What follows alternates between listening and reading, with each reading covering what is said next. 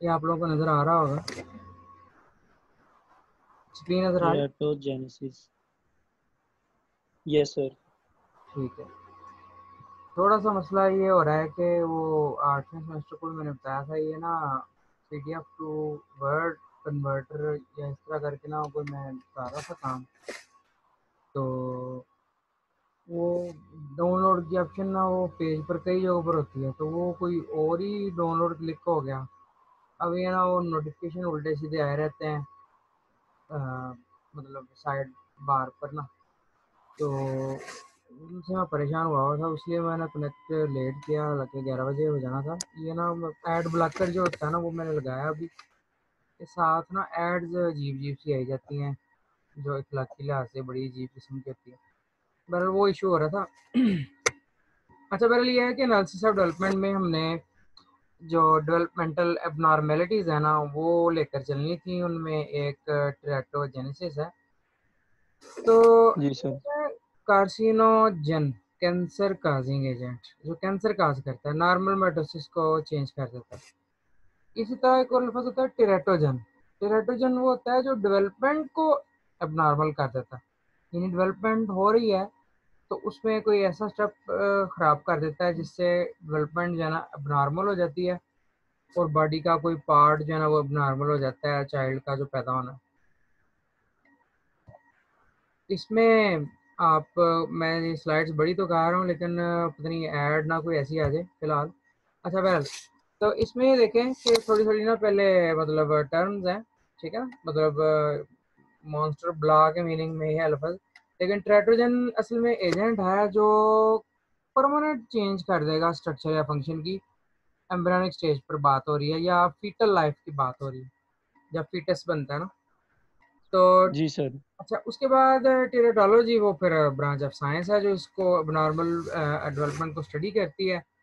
और टेरेटोजेनिसिटी से मुराद यह है कि टेरेटोजन की वजह से हम माल फंक्शनिंग या माल फॉर्मेशन को इंड्यूस करें कि बॉडी नॉर्मल बन रही थी लेकिन टेरेटोजन की वजह से उसमें एबनॉर्मेलिटी आ जाए।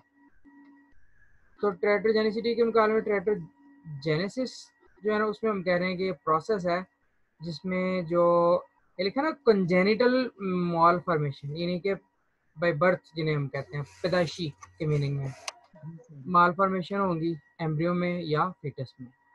तो बाकी ये आप लोगों ने शायद पीछे उनसे पढ़ लिया होगा सब साहब से कि एम्ब्रियो है, फीटस है, ये टर्म्स कब यूज़ होती हैं, फिर नियोनेट है, जब पैदा हो जाता है उस वक्त नियोनेट कह देते हैं उसको, जब अभी ऑर्गेनोजेनेसिस कंप्लीट होती है उस वक्त हम उसको यानी कि फीटस कहना शुरू कर देते हैं।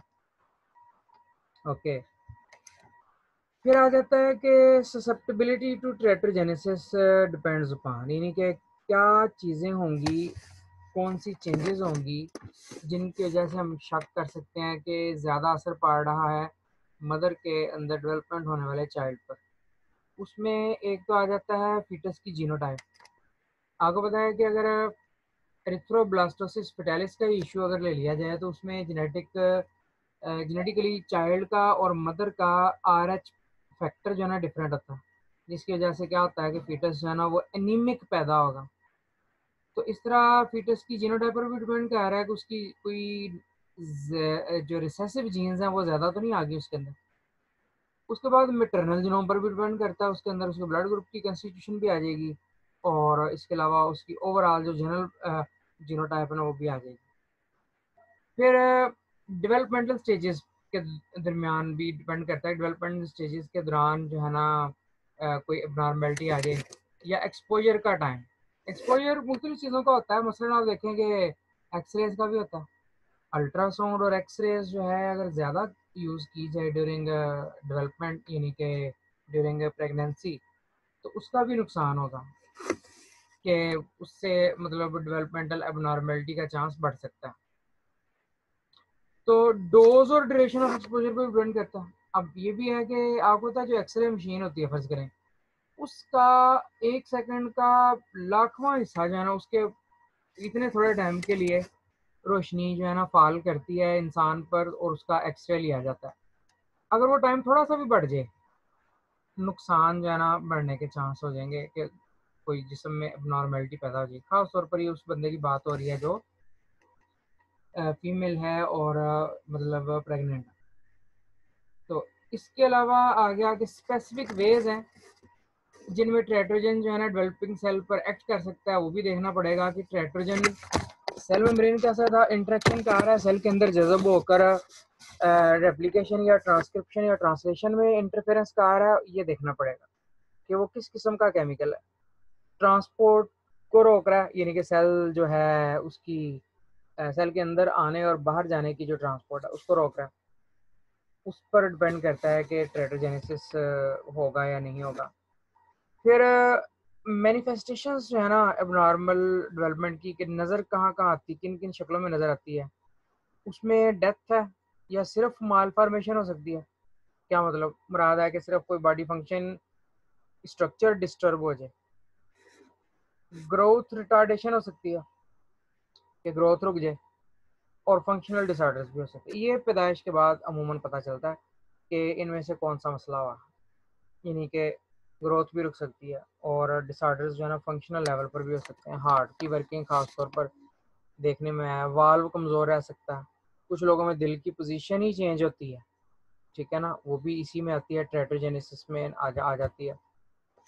चले अब ये ज़रा स्टेजेस देख लें, थोड़ी सी ये समरी है एक, कि जाइगोट जो है मतलब 2 हफ्ते तक अगर हम कहते हैं कि वो मूव कर आ रहा था फर्टिलाइजेशन के बाद टुवर्ड्स द यूट्रस, तो उसमें ज़ाहिर है सबसे पहले उसकी फर्टिलाइजेशन हुई। अगला काम है कि चंद दिनों के अंदर अंदर वो इम्प्लांट हो। ये जो इम्प्लांटेशन है ना, ये फ़ौरन नहीं होती, इसमें कई दिन लगते हैं। और ये जो ट्रैवलिंग है ना फ्रॉम ओविडक्ट टू यूट्रस वाल, इस दौरान वो जाइगोट रहता नहीं है। ये लिख देते हैं ऐसे ही कि जाइगोट है, लेकिन उसमें रैपिड माइटोटिक डिविजन्स होती हैं जिसे हम क्लीवेज कहते हैं। तो क्लीवेज के बाद वो एक मुरुला बन चुका होता है, यानी कि एक ऐसा एम्ब्रियो जिसमें कैविटी नहीं है उसका मतलब। लेकिन टाइटल अमूमन कई जगहों पर एफएससी में भी ऐसी है कि जाइगोट का जिक्र होता है, लेकिन जब इम्प्लांटेशन होती है ना, तो इम्प्लांटेशन से पहले पहले इतनी तेजी से सेल डिविजन हुई होती हैं कि वो एक कम्प्लेक्स ग्रुप ऑफ सेल्स बन चुका होता है। हाँ, होता बगैर कैविटी के। बाद में फिर जब वो टिश्यूज की शक्ल इख्तियार कर लेगा, तो मैटरनल टिश्यू और फीटल टिश्यू आपस में मिलकर क्या करते हैं, प्लेसेंटा बना देते हैं। तो इसमें उसके बाद आ गया एम्ब्रियो। एक मिनट, ये कुछ लोग ना एंटर हो रहे हैं, ऐड हो रहे हैं। अच्छा, उसके बाद एम्ब्रियो की मैं बात कर रहा हूँ कि एम्ब्रियो जो है ये नेक्स्ट स्टेज है, ये तकरीबन 6 वीक्स की जो है ना इसकी एज हो चुकी होती है। उसमें फिर arm, leg, feet, organ, muscle, ये चीज़ें डेवलप होनी शुरू हो जाती हैं और हार्ट जो है ना थोड़ा थोड़ा बीट करना शुरू हो जाता है। फीटस जो है ना 30 वीक्स कम से कम हो जाए फिर हम कहते हैं उसमें ग्रोथ होती है, और 7 महीने फर्ज करो हो गए हुए हैं, तो 8वां, और अगर ह्यूमन की बात हो रही है, 8वां और 9वां महीना जो है ना ग्रोथ ही है, यानी जो अर्गेनो जेनेसिस थी ना वो पूरी होगी। ऑर्गेनोजेनेसिस का एक अलग टॉपिक भी मैं बताऊंगा, वो पूरी हो चुकी होती है उतनी देर में। तो ये देखें, ये भी एक समरी है टेबल की शक्ल में। इसमें आप देखें लेफ्ट से राइट साइड पर period of dividing zygote implantation लिखा हुआ, ठीक है ना, यूजुअली नॉट ससेप्टेबल टू ट्रेटोजेनेसिस। इस स्टेज पर अमूमन ट्रेटोजेनेसिस जो है ना वो नहीं हो रहा था, ठीक है, यानी कि डेवलपमेंटल अबनॉर्मेलिटी स्टेज पर अमूमन नहीं देखने को मिली। इसमें देखें क्या दिखाया गया है कि 1 सेल से 2 बने थे, 2 से 4 से 8 बन गए हुए हैं, वो दिखाए हुए हैं, ठीक है ना। फिर एक कैविटी बनना शुरू हो गई है, ये स्टेज दिखाई हुई है, ठीक है ना। चलें उसमें आगे फिर देखें 3, 4, 5, 6, 7 ये वीक्स में पीरियड दिया, 8, 9, फिर 16, और फिर 20 से 36 हफ्तों के दौरान क्या हो रहा है, और 38वां जो हफ्ता है ना उसके बाद क्या होगा। इसमें ये देखें कि शुरू में CNS, आपको पता है जो वर्टिब्रेटा है, सब फाइलम है वर्टिब्रेटा, उसके बारे में कहा जाता है कि उसके अंदर डार्सल हालो नर्वस सिस्टम होता है। नर्वस सिस्टम डेवलप हो रहा है और हार्ट बिल्कुल मामूली साना निशान की शक्ल में नजर आ रहा है कि वो डेवलप हो रहा है। चौथे पांचवें हफ्ते में क्या है कि कुछ हद तक आंखें डेवलप हो गई, ठीक है, आर्म छोटे छोटे नजर आने शुरू हो गए, लेकिन ये होते हैं रूडिमेंट्स। रूडिमेंट्स कहते हैं निशानात को कि ये आर्म है, इधर आर्म डेवलप हो रहा है, लेकिन इतना नुमाया नहीं होता। लेकिन आगे देखो, छठे हफ्ते में और सातवें हफ्ते में बेहतर हो गया। छठे और सातवें हफ्ते में जाकर क्या सूरत हाल हुई है कि टीथ और ईयर, इनकी रूडिमेंट्स आ गई हैं। रूडिमेंट्स यानी कि जो बेसिक निशान होते हैं कि थोड़ा सा बन गया है। लेकिन आप देखें आर्म पहले से बेहतर हो गया, और पहले आर्म का एक हिसाब से निशान ही था, लेकिन फिर आप देखें डिजिट्स आ गई, डिजिट्स, उंगलियां, ठीक है। और पैलेट जो है वो डेवलप होना शुरू हो गया, तालू जिसे कहते हैं ओरल कैविटी में। फिर ईयर और बेहतर हो गया, और जो एक्सटर्नल जेनिटल्स है ना, ये अपीयर होना शुरू हो गया। इसका मतलब ये है कि जो एक्सटर्नल जेनिटेलिया है, अब आप देखें 9वें 10वें हफ्ते के बाद वो आसानी से क्या हो सकता है, आइडेंटिफाई हो सकता है कि ये मेल चाइल्ड होगा या फीमेल चाइल्ड होगा। तो इसमें जो जहाँ जहाँ हमने बनाया ना डॉट, ब्लैक डॉट, वो ब्लैक डॉट ये शो करता है कि इस स्टेज में इस जगह पर एबनॉर्मेलिटी हो सकती है, जहाँ ट्रेटोजन का असर हो सकता है। जिस तरह के आप देख भी रहे हैं कि इसमें एक्सटर्नल जेनिटल्स पर असर पड़ सकता है, और वो हो सकता है कि सिंड्रोम का शिकार हो जाए, ब्रेन में कोई प्रॉब्लम हो सकती है, पीछे हमने देखा कि पैलेट लेवल पर प्रॉब्लम हो सकती है। ये सारे पॉइंट्स हैं।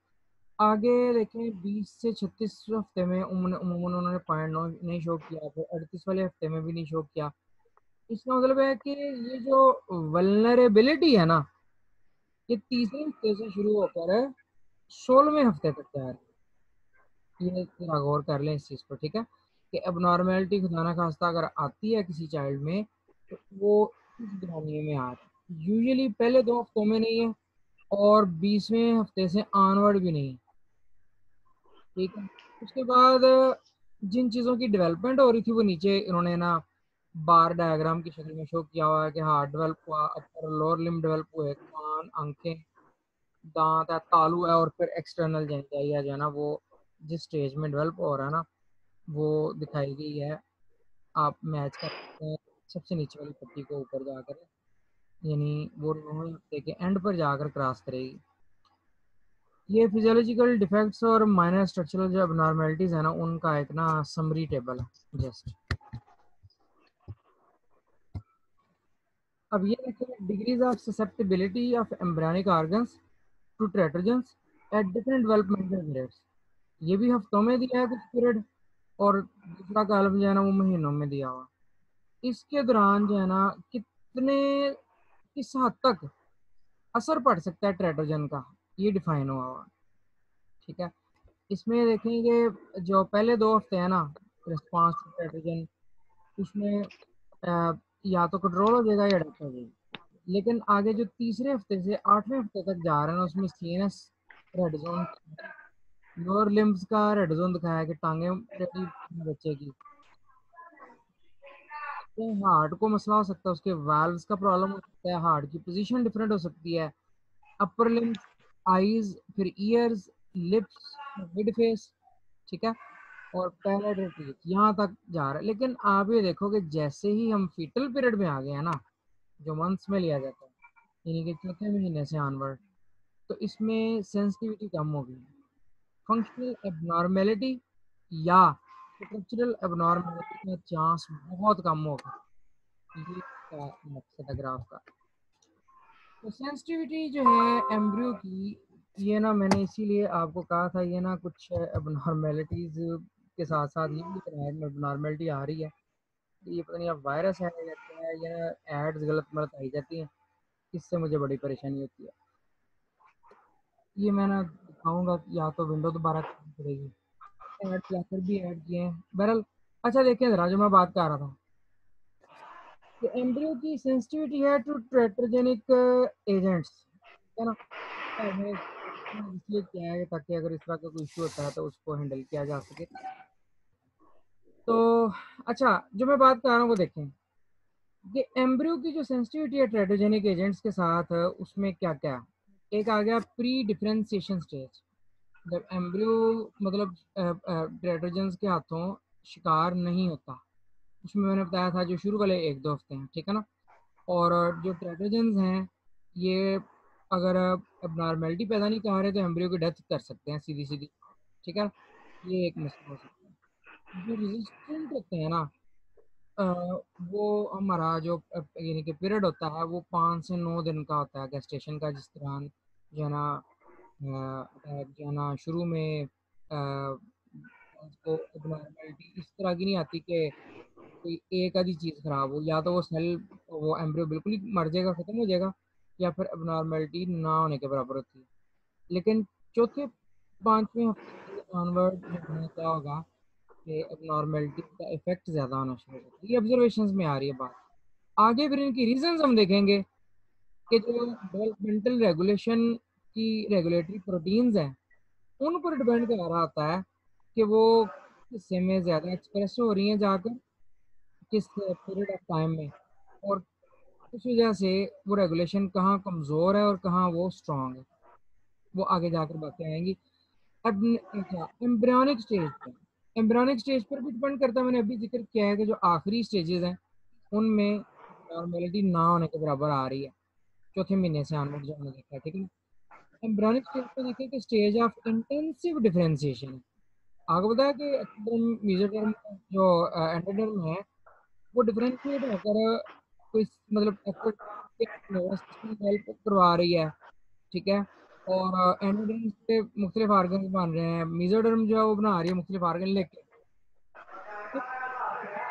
कहलाती है, डिफरेंशिएट हो रही है, तो एक खास फंक्शन नहीं रखती बल्कि फंक्शंस में वैरायटी आ रही है अब। तो एम्ब्रियोनिक स्टेज पर डिपेंड करता है टेराटोजेनिसिटी जो है, ठीक है। और इसके अलावा एम्ब्रियो जो है ना टेराटोजेंस पर ज़्यादा असर कब लेता है, 10 से 14 दिन के बाद, ठीक है। ये बात हमने पहले भी देखी है। तो आगे आगे आगे पॉजिटिव फैक्टर्स इन टेराटोजेनेसिस, इसमें देखें ये मुख्तलिफ चीज़ें हैं, जिस तरह मसलन ये है कि ना बताया गया। आगे पता है जो पैलेटाइन बोन है ना उसका दरमियान में फ्यूजन होता है पैलेटाइन बोन, लेकिन अगर ये फ्यूजन ड्यूरिंग एम्ब्रियोनिक डेवलपमेंट ना हो सके तो जो चाइल्ड पैदा होगा उसका जो पैराडाना इस तरीके से दिखाया जा रहा है, उसमें हड्डियां आपस में टूट नहीं हुई, ठीक है। ओरो फेशियल क्लेफ्ट क्यों कहा है, ओरल कैविटी का जो फेस के साथ बनता है, ठीक है ना, उधर शिगाफ नजर आ रहा है। साइन डक्टाइलिटी, जिसमें उंगलियां कॉमन होती हैं, जुड़ी हुई हो सकती हैं, साइन के कॉमन, ठीक है ना। या आपने ये भी पढ़ा हुआ है कि वो उंगलियां 6 होती हैं, उंगलियां जिसे कहते हैं। या ये दिल बुरा करने वाली चीजें नजर आ रही हैं। बहरहाल ये तालु के वाले भी हैं, और जो है ना होंठों का भी है मसला, ठीक है। तो उसके बाद देखें जी एनवायरनमेंट। अभी फिलहाल कोई इस तरह की ऐड नहीं आ रही, मैं इसको जरा बड़ा करता हूँ ताकि आपको बेहतर नजर आए। एनवायरनमेंट पर भी डिपेंड करता है, मसलन अल्कोहल का यूज़, जो अल्कोहलिक मदर्स होती है ना उनमें abnormality का रेट ज़्यादा होता है, जो शराब वगैरह शराब नोशी करती हैं या सिगरेट पीती हैं, ठीक है। तो बर्थ डिफेक्ट जो है ना इन लोगों ऐसे बच्चों में हो सकता है जिनकी मदर जो है ना अल्कोहलिक है। फिर एक सिंड्रोम हो जाता है उसकी वजह से जिसको फैटल अल्कोहल सिंड्रोम कहते हैं, ठीक है। इसके अलावा जो ड्रग्स और केमिकल्स का जनरल इफेक्ट है उसमें देखो कौन कौन सी है। अल्कोहल है, रेटिनोइक एसिड है, टेट्रासाइक्लिन है, ठीक है, थैलिडोमाइड है, एंटीबायोटिक आ जाती है ना, स्ट्रिप्टोमाइसिन है, सिगरेट स्मोकिंग आ गई ना बात, या हीरोइन की। इसका मतलब है जो फीमेल मदर है ना अगर वो नशा कर रही है तो उसके नतीजे में चाइल्ड जो है ना उसके अंदर टेराटोजेनेसिस का चांस बहुत ज़्यादा है।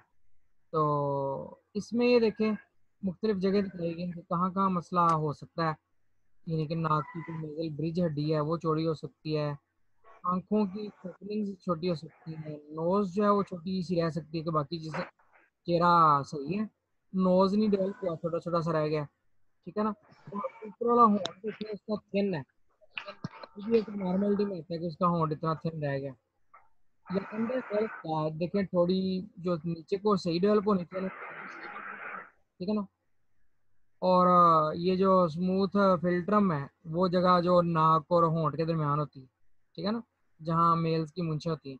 अच्छा, फिर फ्लैट मिड फेस, जो हड्डी उभरी हुई होनी चाहिए थी ना, यहाँ जाइगोमेटिक बोन होती है ना, वो उभरी हुई होनी थी, वो उभरी हुई नहीं है, बल्कि फ्लैट फ्लैट सा चेहरा लग रहा है, ठीक है ना। फिर एपिकेंथल फोल्ड्स हैं, कि ये देखो जो नाक की साइड और आंख के दरमियान वाली जगह है ना, वहाँ फोल्डिंग सी है जिल्द की ना। और स्मॉल हेड, सर छोटा हो सकता है। ये अब नॉर्मेलिटीज हैं जो टेरेटोजेनेसिस का रिजल्ट हो सकती है। अब इसकी एक वजह क्या है, एक वजह तो ये बड़ी स्ट्रॉन्ग किस्म की आ गई, ये एक मोस्ट प्रोबेबल रीजंस में से एक रीजन है आयनाइजिंग रेडिएशन वाली, जो वो अल्कोहलिक मदर होने के अलावा वाली। क्योंकि आपको बताया कि हमारे मुस्लिम सोसाइटी में, पाकिस्तान में तो ऐसा शायद 0.01% भी हो या ना हो कि अल्कोहलिक मदर हो, ठीक है ना, अमूमन नहीं होती। ये जो दूसरा फैक्टर है ना, ये बड़ा स्ट्रांग है पाकिस्तान के अंदर, ठीक है, कि यहाँ एक तो आपको पता है कि हमारा मुल्क जो है ना इक्वेटर के निस्बतन करीब है, यहाँ गर्मी शदीद पड़ती है गर्मियों में, तो उसके नतीजे में रेडिएशन जो है ना विजिबल लाइट के अलावा अल्ट्रा वायलेट और दूसरी रेडिएशन भी ज़मीन पर पहुंचती हैं। दूसरा ये है कि हम खुद क्या करें कि एक्सरे या अल्ट्रासाउंड वगैरह कराएं और एक्सपोजर टाइम ज़्यादा हो। जिस तरह बाज़ दफ़ा क्या होता है कि चाइल्ड का होना चेक करने के लिए या उसकी जेंडर चेक करने के लिए अल्ट्रासाउंड को लूजली यूज़ किया जाता है, यानी ज़्यादा देर तक ना स्कैन किया जाता है, तो वो सेफ़ नहीं। अच्छा स्कैनर यूज़ करें, और जब अच्छी पिक्चर आ रही है तो फ़ौरन बंद कर दें, ये नहीं कि अब उसको देर तक स्कैन करते ही रहें, वो सेफ़ नहीं होगा।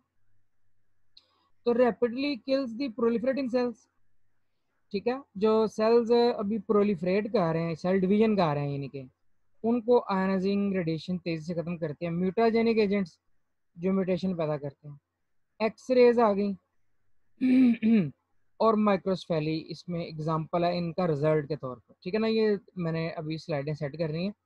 माइक्रोस्फेली एग्जांपल है, ऊपर जो लफ्ज लिखे हैं वो काजेज हैं कि एक्सरेज आ जाएं या म्यूटेजेनिक एजेंट्स आ जाएं, रिजल्ट क्या होगा, वो जो पंजाबी में कहते हैं ना दोले शाह की चुईयां, वो ऐसे नहीं होता कि वाकई उनके सर पर कोई पतीली चढ़ा दी गई होती है, उनका सर छोटा रह गया उन पर जुल्म हुआ, बाद में वो काट दिया, ऐसे नहीं होता।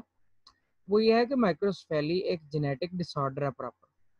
पंजाब यूनिवर्सिटी में बायोकेमिस्ट्री डिपार्टमेंट, जहाँ से मैंने एमएससी एमफिल किया, वहाँ हमारी ये मैडम है जो अ, मतलब माइक्रोस्फेली में ही पीएचडी करके आई है कायदा यूनिवर्सिटी इस्लामाबाद से। तो माइक्रोस्फेली ना एक जेनेटिक प्रॉब्लम है। पैथोजेंस देखें जी, इनमें रुबेला का जिक्र आ गया कि रुबेला वायरस से अगर कोई इन्फेक्टेड है तो उसमें कुछ मीजल्स की भी सिम्टम्स हैं फर्ज करें, ठीक है ना, तो उससे क्या होगा कि आंखों में मोतिया, कानों का बहरापन, हार्ट के प्रॉब्लम्स और ब्रेन के प्रॉब्लम्स भी आ सकते हैं। ये 20वें हफ्ते की जो प्रेगनेंसी है ना उसके बाद तो रेयर हो जाते हैं, ठीक है ना। फिर हर्पीस सिम्प्लेक्स है, आपको पता है, यानी कि अगर जो मदर है वो जेनेटिकली तो ठीक है, लेकिन उसको एक सेक्सुअली ट्रांसमिटेड डिजीज़ है, ठीक है ना, तो उसका नाम है मसलन हर्पीस सिम्प्लेक्स है। तो उससे जो चाइल्ड है उसकी आंखें, ठीक है, और नर्वस सिस्टम जो है वो मुतासर हो सकते हैं, ब्रेन यानी कि।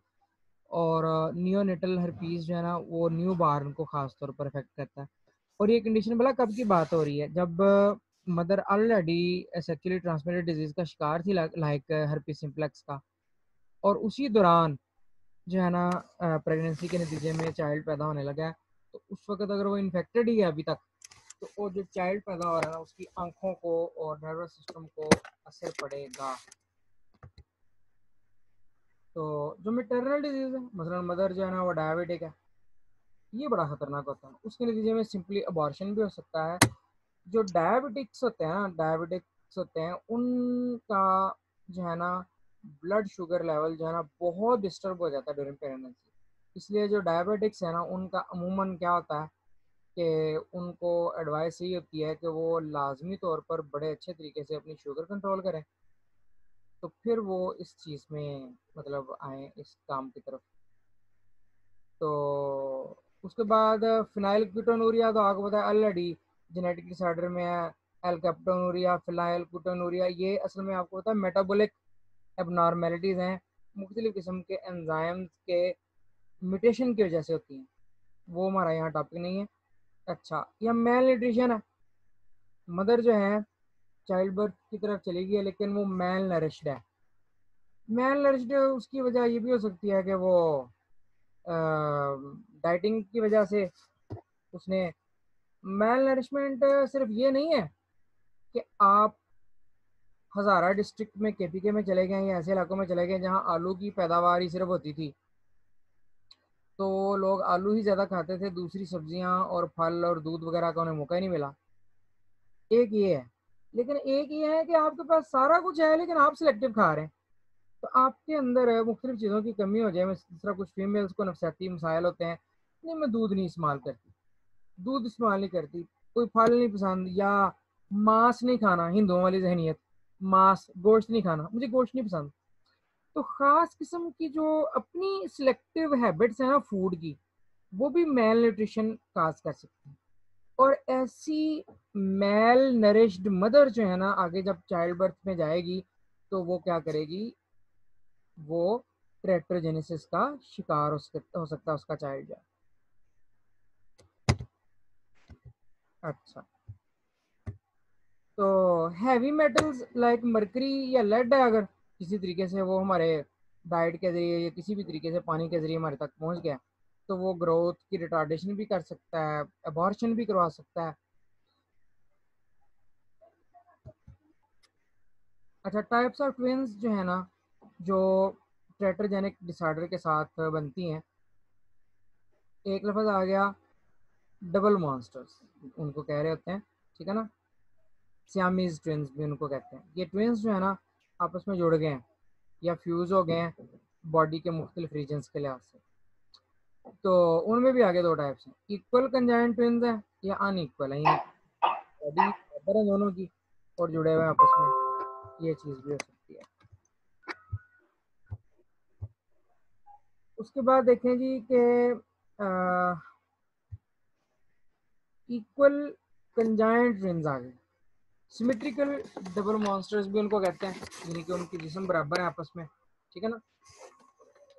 तो उनकी बॉडी की फ्यूजन की बिना पर ना उनके आगे बहुत सारे नाम है, यानी कि क्रेनियोपेगस, यानी कि सर जुड़े हुए होना, ठीक है ना, थ्रैकोपेगस जो चेस्ट रीजन से जुड़े हुए हैं, ठीक है ना, पाइगोपेगस नीचे वाला जो हिस्सा है वो जुड़ा हुआ आपस में। और ये देखें, ये बच्चों के सर आपस में जुड़े हुए हैं, सामने की तरफ से, साइड से, किसी भी अंदाज में ये हो सकता है, ठीक है ना, ये क्रेनियोपेगस में आ रहा है।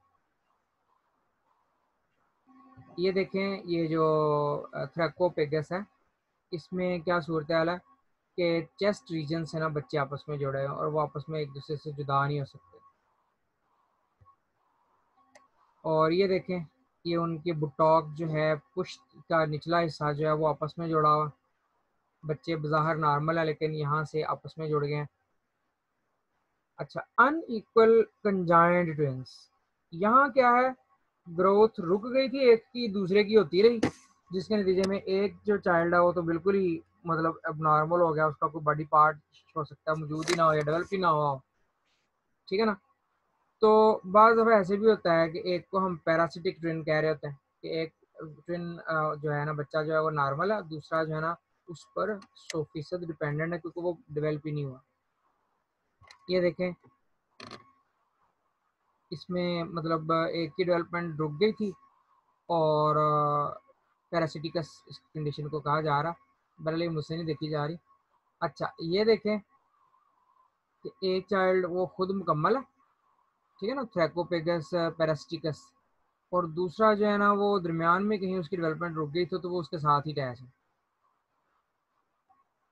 ये देखें, इसमें भी ये बड़ा खौफनाक लग रहा है कि रंप इसको कहते हैं, तो मतलब पाइगो पेगस पैरासिटिकस, ठीक है ना, पीछे अटैच है लेकिन वो पूरा नहीं, उसका जिस्म का कुछ पोर्शन ही सिर्फ बना। ये भी देख लें कि वो थोड़ा सा हिस्सा जो है ना अटैच है। तो अच्छा, उसके बाद embryo Meta, one kind of mixed tumours है containing clearly differentiated organs representing all primary germ layers, जिनकी germ layers में सारी हैं, ectoderm, endoderm, mesoderm, ठीक है ना। क्लियरली डिफरेंशिएटेड ऑर्गन्स भी हैं, लेकिन वो पूरी तरह डेवलपमेंट उनकी कंप्लीट नहीं हुई। अच्छा, ट्रेटोमेटा, any kind of mixed tumors with tissues or fragmentary parts of organs derived from more than one germ layer but without normal architecture arrangement। पूरा जिस्म नॉर्मल नहीं बना, सिर्फ किसी एक या एक से ज्यादा जर्म लेयर्स के जो ऑर्गन्स है ना, उनका एक मिक्सचर सा बन गया। ये देखें, ये डर्मेटॉइड सिस्ट की एग्जांपल है कि उसकी आंख का जो साइड है ना, वो कुदरती तौर पर, पैदाइशी तौर पर उभरी हुई है, ठीक है। ये देखें, लेग्स जो है ना जुड़ गई हैं, इनके मालफॉर्मेशन है लेग्स और आर्म्स की। उसके आर्म्स ठीक है, लेकिन लेग्स जुड़ गई हैं, उसके नतीजे में आप देखें ये टेल या फिश लाइक उसकी अपीयरेंस आ रही है निचली साइड से टांगे ऊपर करने से।